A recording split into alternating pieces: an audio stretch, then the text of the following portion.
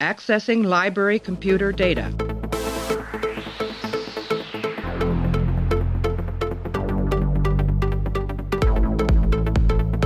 Out there are no saints. Just people. Hey everybody, welcome back to the show. We're continuing our run through Star Trek Deep Space Nine. Right now we're up to the episode called The Sword of Kahless, the 9th episode of the 4th season, aired on the 20th of November, 1995. Teleplay goes to Hans Beimler, the old TNG writer from season 2. Story goes to Richard Danis, directed by LeVar Burton, our old friend Jodie LaForge.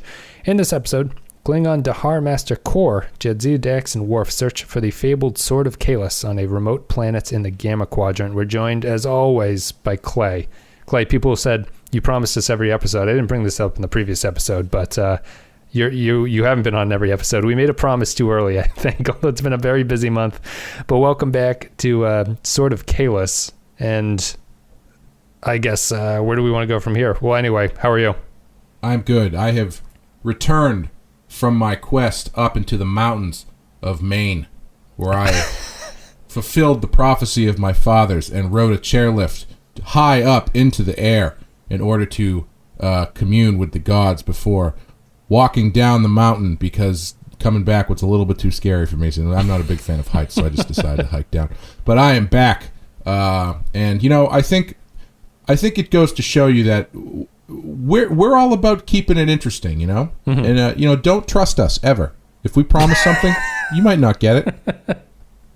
That's you know what? And that's life. That's what happens in real life. That is. YouTube isn't life. This is real life. This is IRL in real life right here. Let's take a break. We're going to play an audio clip. We're going to come back. We're going to talk about the Sword of Kahless. Kor, I have someone I'd like you to meet. Oh? I'd like you to meet our Strategic Operations Officer, Commander Worf. Ah, Worf, the traitor, the pariah, the lowest of the low.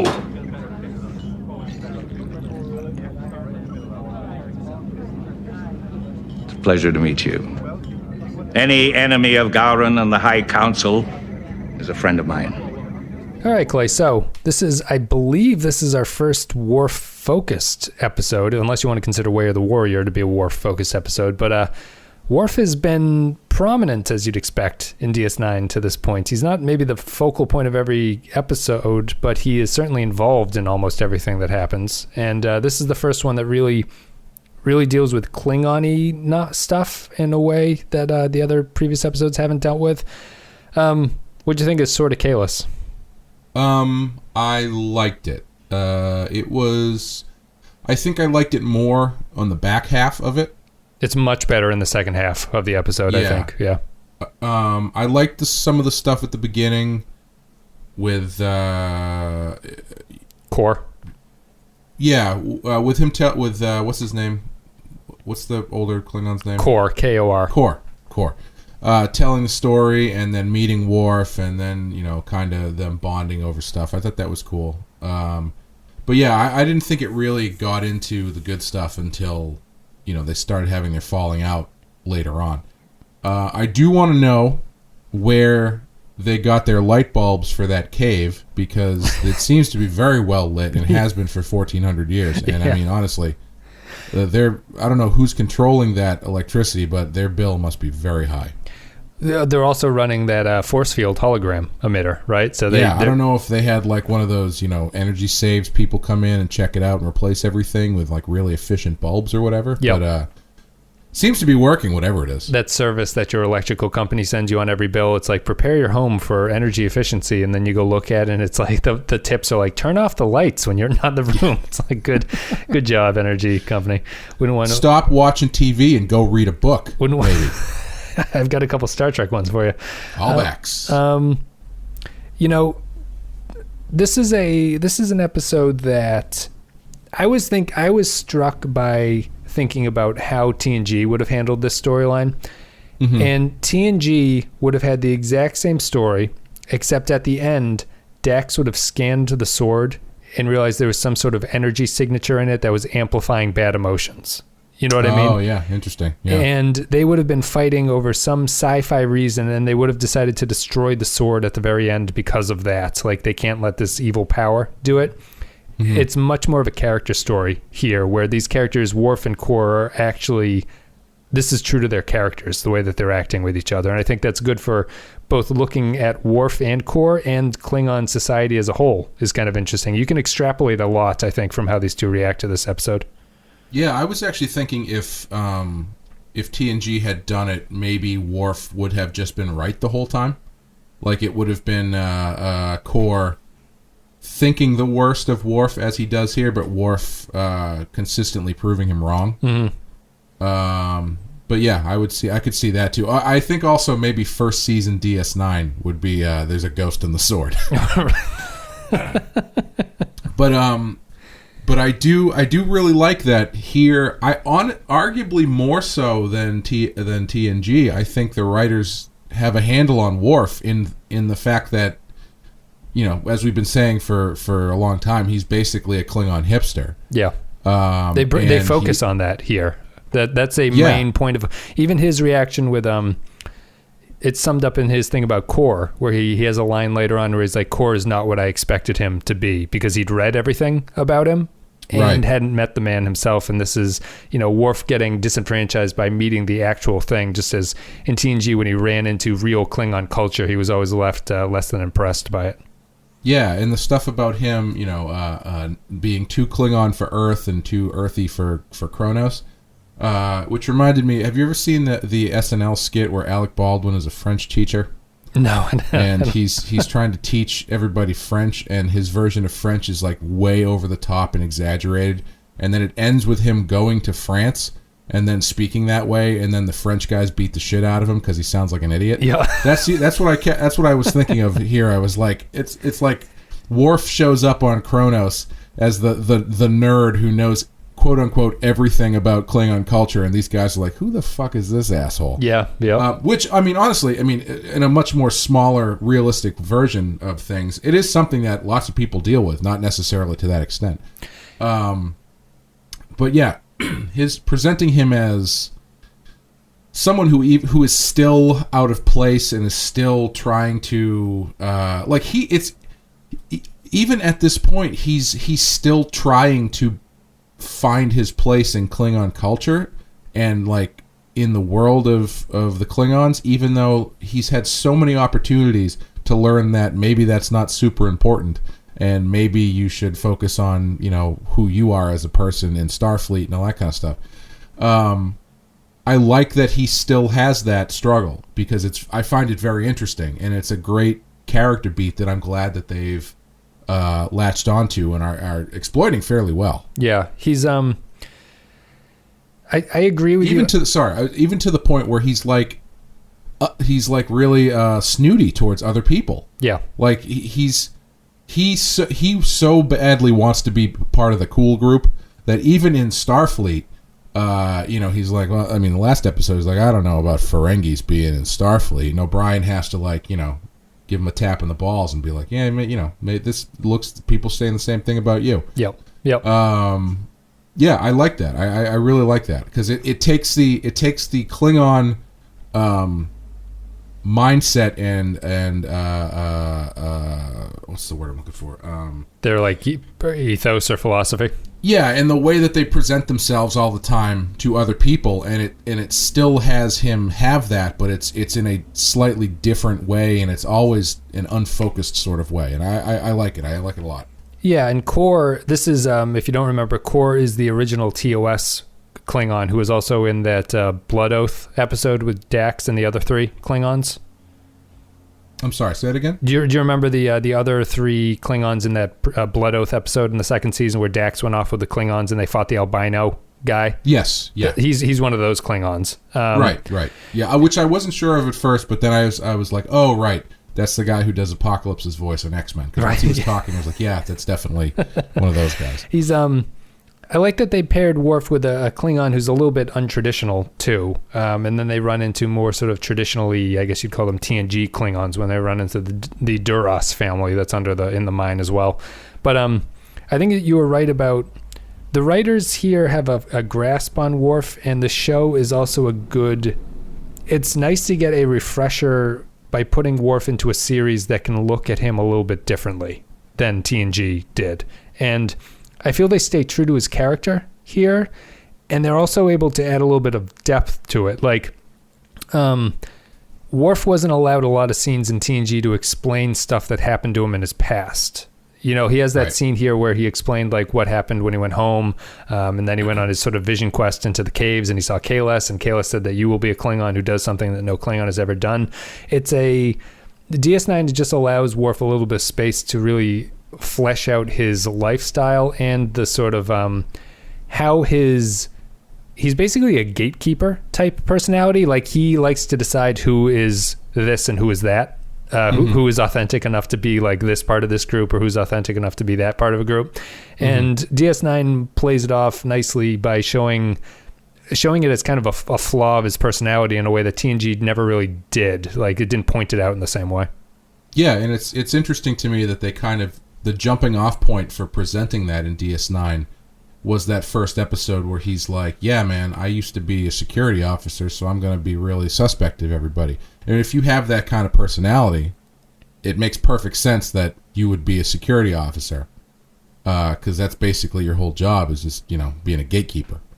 So yeah, I find it interesting that they use that as sort of the jumping off point and just sort of continued that aspect of his character as they continue to use him. And it works well because it allows you to focus him down so he can be effective in small doses in a show like this, where not everybody's going to get a star turn, and it's getting really good at having characters who are well defined be good in small doses. To jump off of that, like, it's interesting, the difference between the series and the way that they portray Worf. Like, in DS9, I get a much better sense of Worf as a loner. Like, when they show Worf, he's usually drinking alone at the Quark's bar, and it comes across as more of a personal choice to be isolated than it did on TNG, where he just kind of seemed to be sitting alone, or he was actually sitting with other people a lot in TNG. But Worf as the outsider, it kind of always feels, in these early episodes, he's always kind of on the outside of the party or the periphery that's going on in the scene, and someone has to go up to him and talk to him. And I think it's a nice way of, they've really honed in on fleshing out the character as being that outsider character who's not comfortable in any of these situations. And in a way, on TNG, it felt like it was played for laughs, and on DS9, it feels like it's more authentic to, this is the way he would actually interact with his coworkers. Yeah, it's not just him, like, not knowing how to eat a sandwich or something. Yes, right. He's just fundamentally separating himself from everything that goes around it. Also, I would like to point out, if you go to a yard sale and you pick up a tooth sharpener and you use it, you have bought that tooth sharpener. Without cleaning the thing. Yeah, first of all, gross. Like, you know, why would you use a secondhand tooth sharpener? But B, if you're going to use it, like, at the place, you better be buying it, because you're not just putting that back on the shelf. Yep. I like the touch with the Ferengi coming of age thing, is where children of Ferengi culture sell all their stuff, and then his father actually barters him down to 2 bars of latinum instead of 3, which is a very nice Ferengi touch here. They're getting good with those guys. The other thing I took away from this episode, we know a lot about Klingon politics and history at this point in the series. And this episode goes into a lot of that by mentioning the former Klingons. It mentions Gowron. It mentions the Duras family. It mentions the clone of Kahless, who is now the Emperor. I totally forgot about that. I remembered the episode with Kahless in it, but I totally forgot that A, he was a clone, and B, he's now the Emperor of right. Kronos. So, I mean, well, do you want to speak to that? Did you feel, I was actually, even as someone who's like seen all these episodes, I was a little bit overwhelmed with the amount of information about the Klingons we knew, and I was trying to track it all, and I think I understand everything at this point, but there is a lot of information about them now.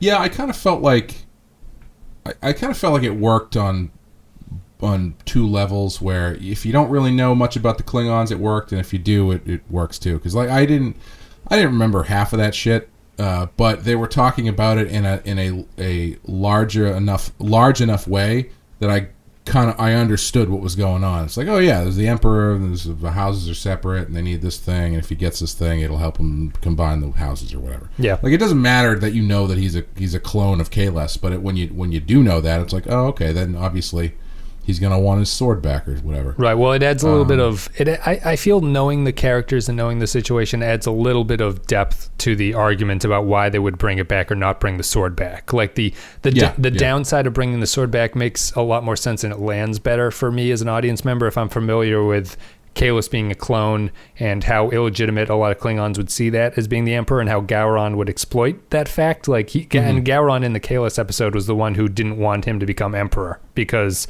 Gowron had worked his way up the ladder politically and didn't want this illegitimate clone to be taking power away from him.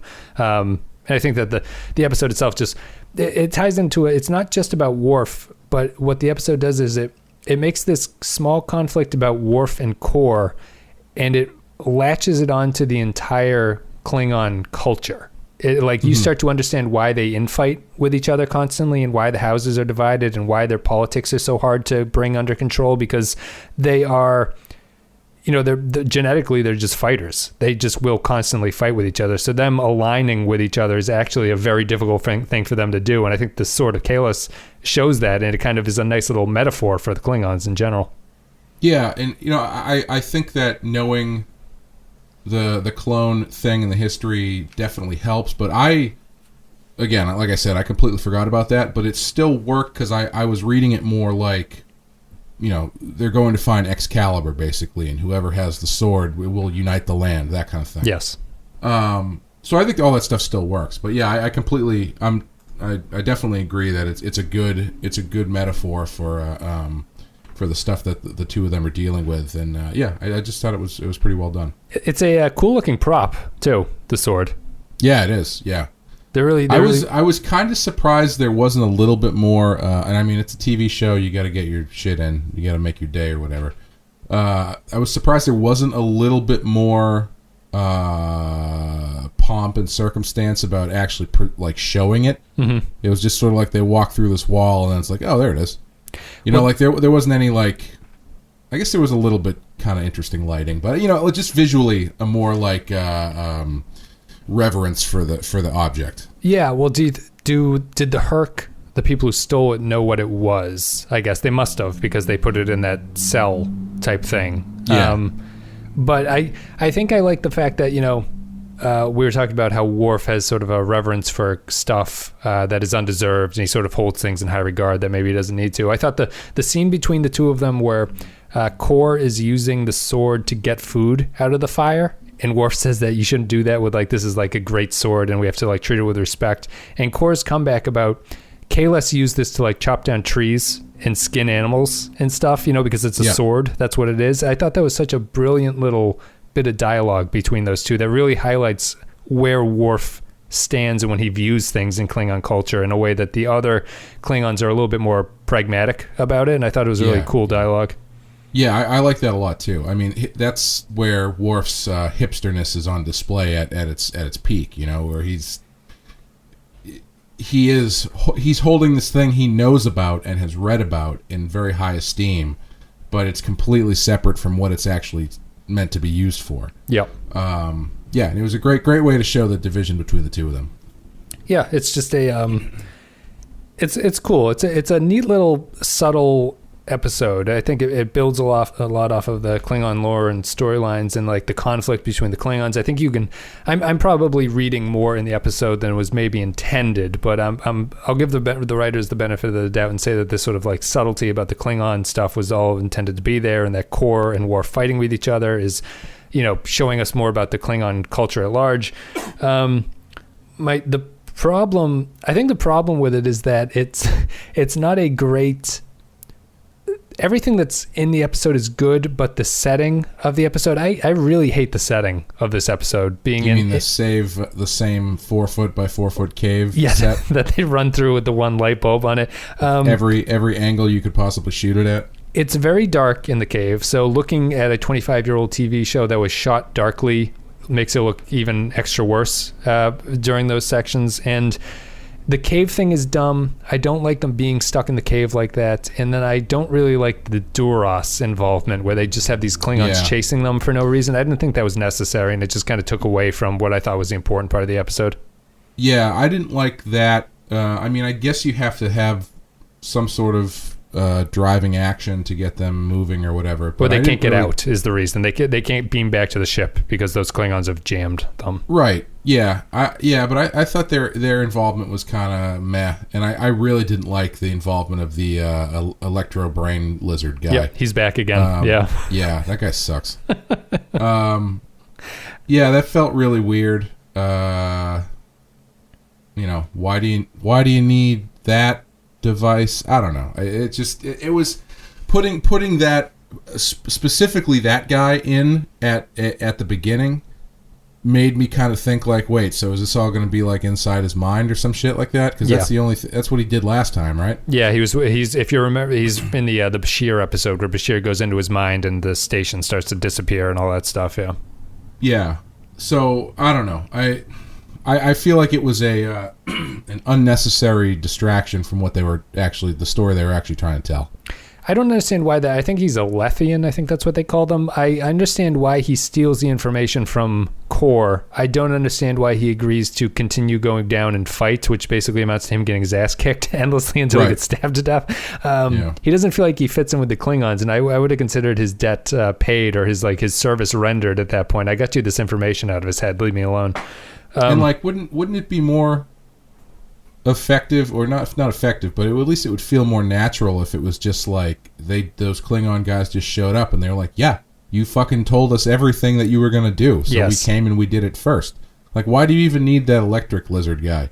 I mean, I guess the only thing I could think of is like at that point in the story, nothing had really happened yet. It's a lot of like talking about doing stuff, and so you need something to kind of keep the intrigue level up. I don't know. Well, I thought the implication when he does that is he is somehow mind controlling or now aware of what Core does, but he doesn't do that. It's not like he has any sort of impact on making Core do anything. He's just he knows where Core is going, which, as you say, they know anyway because they heard him talking about it in the bar.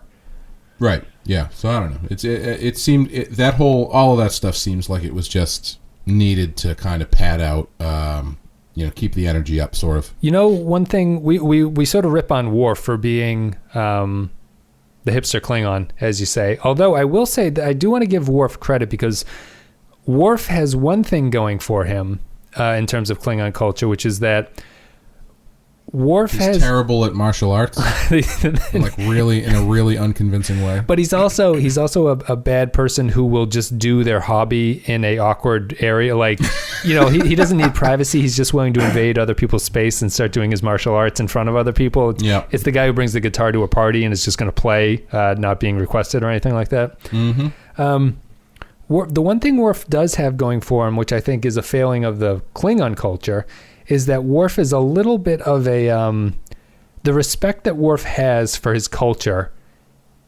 is in complete opposition to the fact that the older Klingons seem very content to get drunk and just live in the past. You know what I mean? Like Worf is kind of a guardian and a gatekeeper, but he's also, even if he's anal about it and doesn't quite understand, he does seem to be one of the few Klingons who is interested in preserving his culture. You know what I mean? Like the other Klingons seem very indifferent to it. And this guy's drunk. We've frequently seen that the older Klingons get drunk constantly, or they're conniving like the Durases, who are just out for political gain and don't really have the Empire's interests at heart. So he's, as annoying as Worf can be, Worf is one of the true to the cause Klingons that we've seen too. There's been a couple others, but Worf is the prime example. Yeah, and he's interesting because he is, like you said, he has such reverence for the culture and he is such a hipster for it that you would think that he would be all about just hanging out and listening to people talk about the old days or whatever. And he is for a little bit. He likes the idea of that, but he never seems impressed by the outcome of it. Right. Yeah, he is always about moving things forward and advancing the culture and all that kind of stuff. Yeah. And Core is interesting because Core, is kind of that way. Kor's a pretty independent Klingon in this. He's not particularly all glory. He seems to like telling stories, but he's not particularly for the Empire, screaming all the time. And he's not a complete devious douchebag like the Duras's are. So he's kind of in an interesting little spot. As far as like the callbacks and stuff go, I think that guy who tracks them was probably a little bit a bridge too far. In terms of calling back to knowing who that is? Yeah, because that one, it's like, remember that episode where X, I had the opportunity to kill him, but I didn't. This is that guy. And you're like, Do you remember that episode? Yeah, I mean, I guess it works in that they have that, argument later where he's like, well, if you had killed him, we wouldn't be in this situation. And he's like, well, if you didn't get drunk and tell everybody what you're going to do, we wouldn't be in this situation. Which is a good comeback from Worf. Yeah, it is. Yeah.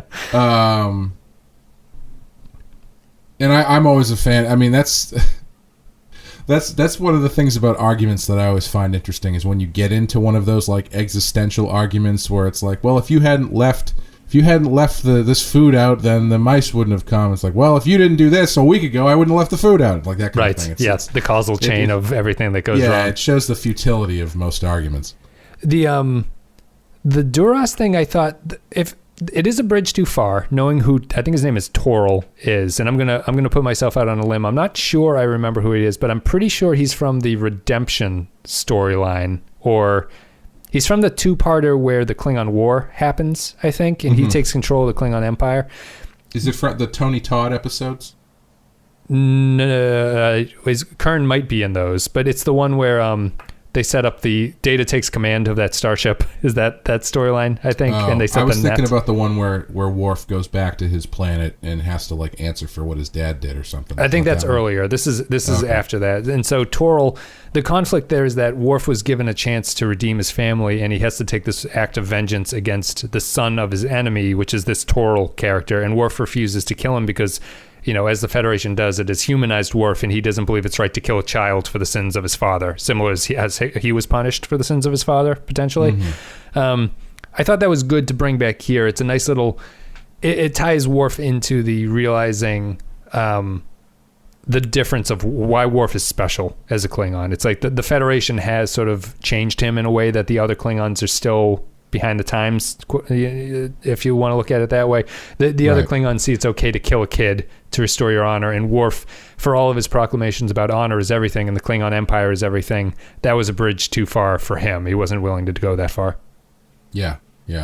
I wish they had kind of played that up a little bit in explaining it, because I feel like why didn't you take your revenge makes Kor look worse if it's like, what, you wanted me to kill like a kid? Yeah. Like a little kid. That would have made me feel better, and that would make you feel better about me if I had done that. Well, it felt un-Kor-like because Kor didn't feel like that kind of a Klingon to that point in the story. He felt a little bit more pragmatic than that. Like when he meets Worf and he's like, oh, the traitor to the Empire. But you also don't like Gowron, and I appreciate that because I don't like Gowron. Like that felt like Kor's character was a little bit more nuanced than having the opinion that killing a kid is a good thing. Yeah, I did also really like the point where he kind of gets into it and he's like, man, this would have been so great if my friends were here. Like that that beat I liked a lot, where he's, even in what he says he's doing, what he's really trying to do is relive his glory days and all that kind of stuff, and wishing that his compatriots were still there to partake instead of this, pussy Klingon hipster I have here instead. I mean, maybe that's the fundamental difference between the characters, right? Worf is living for something bigger than himself, and Kor is only living for himself and the memories of himself. Yeah, he's and I think it would be nice if Worf had a moment where he's like, where he kind of called out the fact that you guys are kind of not very good at what you do. Yeah. Yep. Because, you're talking about the glory of battle and killing and everything and how great it is to die. And it's like, well, you could also not be dead and not get into these battles in the first place. It would have been interesting to see Worf call out the, I don't know if hypocrisy is the word, but like the feebleness of their existence, sort of. Yeah. Yeah, that is a good point. Maybe I'd say that's a bit. That almost feels like another episode idea, sort of. Yeah, like it doesn't. It feels like it would build off of this idea, but here I like the. I just like the baser, simplistic portion of it. I really have to stress the fact that it not being a sci-fi sword saves the episode a million times over. It's so much better that there's no sci-fi garbage going on with the sword, because that would have been silly. Yeah. I was kind of surprised at the end when they just rocketed into space. Like before they exactly showed what they did, that's what I kind of thought they were going to do. But on the other hand, I thought they were just going to put it in like some sort of holding cell or something like that. But yeah, I thought they were going to disintegrate it, just like beam it into nothingness, to get rid of it. Yeah. I did like that. I did like the ending though, where it's like, we're not going to destroy this because it is a relic. They basically they throw Excalibur back into the lake, basically. Yep. Which is a good way to handle it. Yeah. What'd you think of Dax in this episode? I was actually pretty impressed with Dax. I thought this was a good episode for her in a sort of supporting role, but it fits the wise Dax symbiont character to be the cool head in the room, and I feel like that's the way the character should more usually go, and she doesn't always. But I thought it was a good use of Dax here. It's a role that she fits pretty well. Yeah, again, I think she's better in the second half. The first half, I was kind of like shocked that she was just like, yeah, we're going to get this sword. Mm-hmm. She was totally into doing it. Because especially, obviously the last time she did this was involved murdering somebody, so she was a little bit more hesitant. But it just seems strange for her to be like all in about going to some random place based on some, a map somebody drew on the back of a cocktail napkin to find a sword that may or may not be real. Some weird timing too, where he gives her the cloak right at the start, and he's like, "Can you analyze this?" She says, "I'll do it in the morning," and they say, "Do it now," and she says, "No, I'll do it in the morning." But they're also in something of a rush. I am drunk right now, Cor. They're also in a bit of a rush because when they need the runabout, they have no problem busting in on Siska, who apparently just got done taking a shit and is shaving in his bathroom, and he doesn't seem particularly bothered by the fact that they are invading his personal space to ask for a ship. They don't get the Defiant either, which is a nice little touch. They get a shitty little runabout. Yeah, this is kind of a side thing. I don't know why I thought this. Maybe because they were talking about it as being like, oh, no one will ever believe that we blah blah blah blah blah. Why are there no cameras in Star Trek? Mm-hmm. Like, why? The first thing I thought of when they showed up, maybe it's just the culture of Instagram we live in. But when they find the thing, I was like, take a fucking picture of that, dude. They're talking about this thing as if like no one will ever get to see it, and blah blah blah blah. It's like, why don't you have digital cameras? Yeah. Well, like of all the things, it's really interesting when you look at Star Trek and the things that they chose not to bring into the future. Yeah. Like for all of the database stuff that they have and all of the information they have on everything and replicators and all this kind of stuff, nobody has cameras. Like nobody, not even like a regular camera that they just didn't upscale. They've got video because they can do like ship to ship communications and everything. Yes. But nobody's taking like photographs except I guess Picard had that book of his dead family in what was it, Nemesis or whatever? Yeah, or was it Generations or whatever it was. But even there, it's like, okay, you have that because that's just a prop or whatever, and you need to show it. But there's nobody taking pictures, like even casually. I think of there was one example. There was the episode where a guy wanted to fuck Kira, so he paid Quark to take a picture of her to make it into a holodeck program. Oh, yes, I didn't watch that, but I did look it up because I heard people talking about it. Yeah, so Quark is kind of trying to snap pictures. It's not really a picture. It says it's taking like her body scan or something, but it looks like a camera. It's always something weird like that. Yeah. Like they've got holograms that can talk to you on little pedestals after you're killed by a muck monster, but they don't have like photographs. Yeah. No. Very strange. No, it is. It is strange. Was there anything else I wanted? I think that's pretty much it for this episode, which I enjoyed. But we'll take a break. We're going to play an audio clip. Me and Clay are going to come back, give our final thoughts about the Sword of Kahless. I did want to point out, sorry, I didn't mean to kill your transition there. My favorite part about the episode with Dax is when she pulls a gun on the sword. Yes. And she points a gun at the sword like she's holding it hostage before she goes to sleep. Yeah, and not great gunplay from Dax. Maybe that's her weakest point, because she holds a gun against the Klingon too at the very end, but it's nothing special. Anyway, now we're going to take a break, playing out a clip. We'll come back and break it down.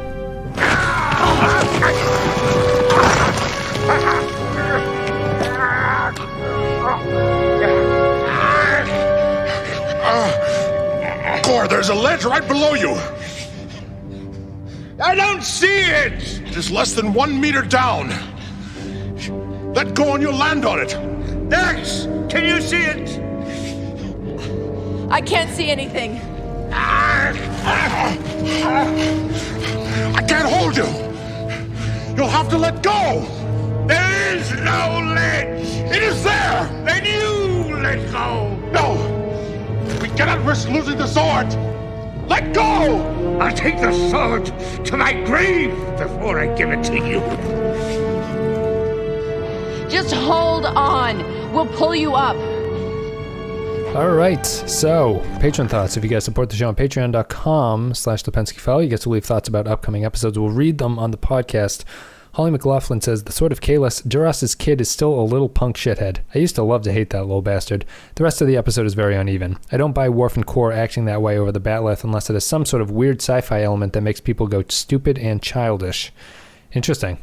I would strongly disagree, Holly, but nothing personal. I'm just scrolling down here to find the next one. Not as many Sounds comments. like Holly needs to get into a cultural dispute with somebody. That's you need to be a little bit more of a hipster about your culture, and then you will understand. Eric McGowan says, the Sword of Kahless, the first real meat that Worf has gotten as a character on DS9. This episode shows how Worf can fit into the cast on DS9 with a great episode, one of my favorites from season 4. Kyle Barrett, last comment, says, the Sword of Kahless, this episode seems like an active attempt to give Worf some shades of gray, turning him from a TNG character into a DS9 character, but they might push it a bit too far. I like that there's no sci-fi explanation as to why people who touch the sword go mad with power, but the episode drags when they're running through the same cave for 20 minutes. Overall, it's one of my least favorite episodes of the season, but that speaks highly of the season because it's really not that bad. Not many comments for this one. I'm surprised there were more comments for Little Green Men than this one. I think this is a better episode than Little Green Men. Would you agree with that, Clay, before we go to ratings? I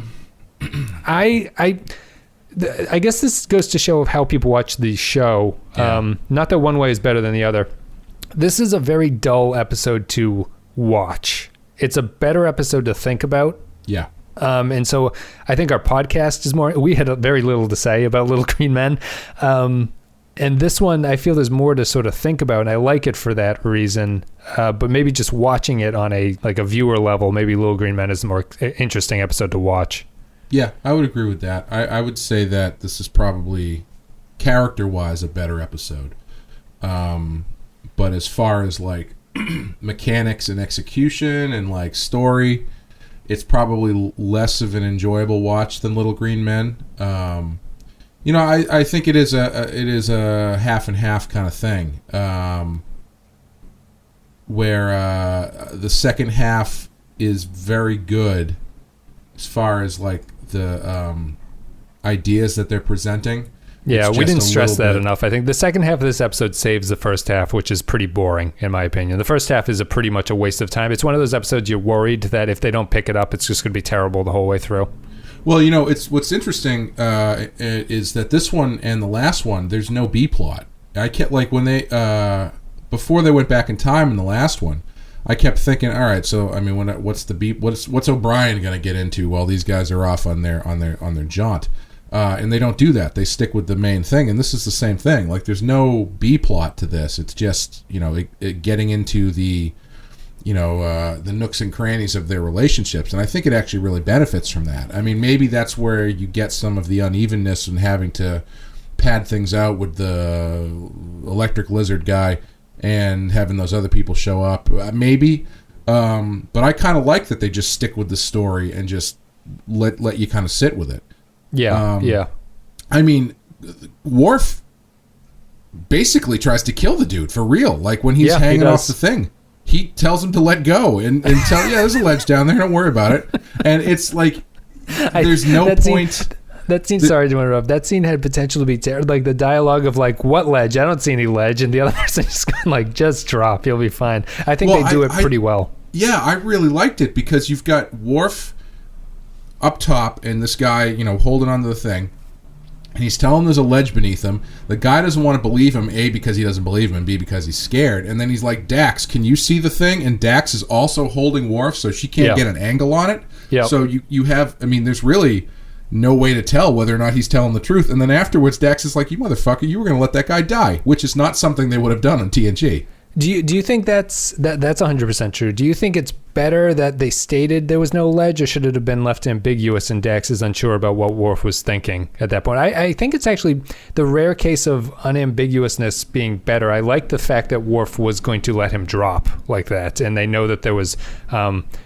If their explanation is it was just a very small ledge and they don't believe that he would have landed while Worf believes that he would have landed is good enough for me, but what do you think? Yeah, no, I like that. Because I think having that back and forth makes Worf seem, oddly enough, he seems less malicious. Yeah. In that, he, at least to himself, he can justify that, well, there was something there. But having Dax call him out on it makes it, like, if you had just had that argument be between Worf and Kor, I don't think it's that interesting. Because then it's just like, you were going to let me drop. There was no thing. Yeah, there was. It was just a tiny thing. Oh, there's no way I could have gotten on that thing. It's like, well, that's because you're old and you're not a good enough warrior, blah, blah, blah. Yep. But having Dax there to basically be the conscience and call him out and be like, you can't be doing that. You're, X, Y, and Z. I thought that stuff. And then leading that into the big kind of, monologue scene for Worf, I thought worked really well. Yeah. Let's see here. I'm going to give this one a 3 as well. I think it's a strong 3. But the cave stuff really holds it back a little bit. But it's a great character episode for Worf. I'm really impressed with the way that they've done Worf to this point on the series. The script here probably needed another little bit of a punch up or something, or maybe, you were saying you liked that they stuck with the A plot. I feel this one, maybe more than Little Green Men, would have benefited from a small B plot that was sort of chopping up space so that they could get more into the Worf stuff earlier. Maybe. It's hard to say. It's just one of those things.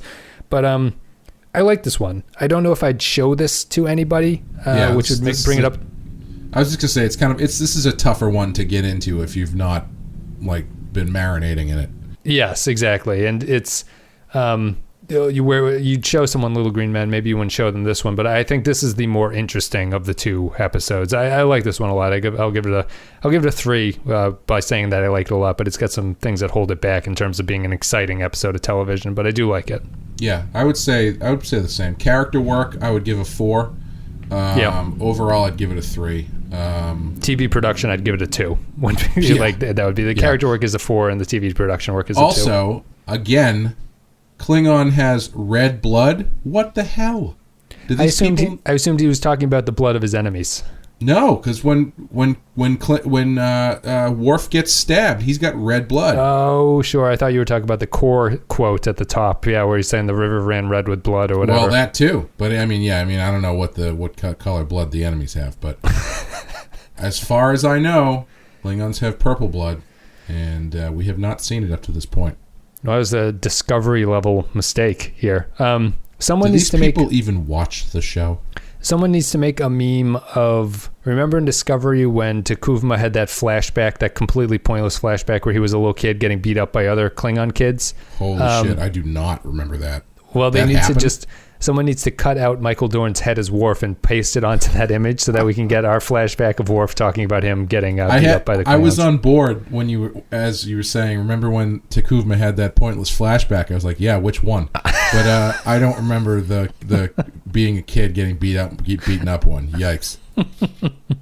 Discovery Season 2 is returning. Anyway, guys, that's about it. You can check out the social media links, Facebook, Twitter, Discord. You can go to Discord to talk. They'll be in the video descriptions. Patreon.com/The Pensky File if you want to support the show. That is much appreciated. Patrons are the reason that the show continues. There's a whole bunch of rewards. There's new tiers. You can go check that out. Patreon.com/The Pensky File. And also, rate the show on iTunes. We're almost at 50 reviews. If we get to 50 reviews, I would be so happy. that's about it. If it's on your phone, it's easy to do. Just look up the podcast app, go to Pensky Podcast, and rate us. Thanks very much. Clay, thanks for coming on. Those are 2 episodes that we just got done. I didn't say goodbye on the last one, so I'll say here, but thanks for coming on. Oh, thanks for having me. And do we have anything that we want to talk about? Is there any sort of non sequitur? Do you have anything you want to say, or are we done? I already covered my trip to the Highland Games in the last episode. So that's right. But yeah, I've got my book Poser is out right now. So if you guys happen to catch it in the comic book store, I'd be much obliged if you checked it out. Or if you want to get it directly from waxworkcomics.com, you can do that too. I just had one small point. I was wondering, maybe I'll bounce this off. You know who Jordan Peterson is, right? I do, yes. You know the band Tool, right? I do, yes. I was thinking, are the really vigilant, outspoken Tool fans on the internet, are they Jordan Peterson's fans? Are they the same people? You mean like pretentious assholes? I mean, digging for meaning of life and finding it in a sort of a way that's kind of describing it, but they're getting very into what this thing is selling without appreciating it as a sort of metaphor. Does that make sense? Like, Tool fans who are really into Tool, and I like Tool quite a bit, but Tool fans who sort of see Tool as a description of life that is completely on the level. Like, the Tool's lyrics and music are sort of summing up the way that life is. Mm-hmm. I see them as being potentially the same people who would latch onto Peterson's view, and which is not to say that Peterson is wrong about a lot of stuff, but the sort of like, I think they're just people on the internet who are looking for something, and I think there's a lot of those people, and I think that they are. I was just wondering about what the crossover would be. I would imagine they would be fairly similar groups of people, and I thought that was interesting. Yeah, I can't speak to it too much because I'm not super familiar with either group, but I would agree that I think that for some reason, and maybe it's not exclusive to those two groups, when people find something like that to latch onto, they do end up taking it as a total truth, instead of thinking about it in a more like, how does this fit into the way that I view society as a whole? But it's just like, well, this is what it says, so This is what it means, and this is what life means. I finally found someone who depicts life in a way that makes sense. Depicts life in a way that I agree with, kind of. It's like an interesting, like, you've found someone who you think is saying something that makes a lot of sense. Yeah, and I think that stuff is really difficult to get into that stuff in a vacuum. I mean, I think you need to consider how that stuff is going to affect the world you live in, et cetera, and just because that you are into that doesn't mean that that's exactly the way that things are. Yeah. You're unlikely to have found the ultimate truth in any situation. And I think that's a symptom of this strange, like, intense tribalism that seems to be happening in everything now. Like, literally everything. It's like, if you don't believe X, then you have to believe Y, and if you don't believe Y and you don't believe X, then you're a piece of shit or whatever. Yep. And it's a really interesting period to be being a fan of stuff has gotten really weird. Let's put it that way. Yeah. And I think what you're talking about kind of falls into that, where it's like things become so highly defensive that I don't really know what the answer is, other than, I said it jokingly, but get off the internet and go read a book or something. I think it's not to get into another long-winded thing, but like, I think people view the internet itself as real life too often. And that is very much not the case. And I think people need to remember that. And like, Twitter is not real life. And I think that's applicable. It's not me just saying like, oh, don't let what people say, bug you because Twitter isn't real life. I think it goes for the people who are saying that shit too. Yeah. You know, so it's really weird out there, kids. Is what I'm trying to say. You know, what was a scary realization for me on Twitter? What's that? When I started realizing that I was putting a lot of political stock into Twitter comedian accounts.